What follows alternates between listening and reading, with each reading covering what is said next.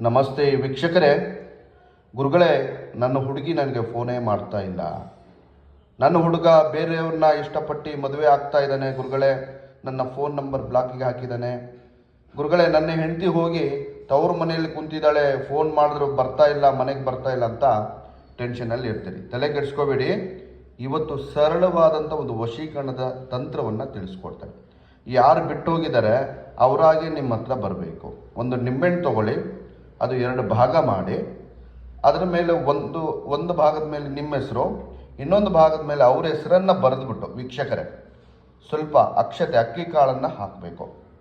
ಹಾಕ್ಬಿಟ್ಟು ಸ್ವಲ್ಪ ಕಪ್ಪು ಅಂಜನ ಅದರ ಮೇಲೆ ಅಂಟಿಸ್ಬೇಕು, ಹಚ್ಚಬೇಕು.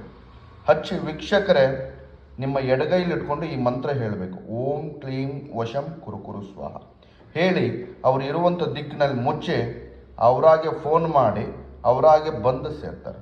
ಮಾಡಿ ನಮಸ್ಕಾರ.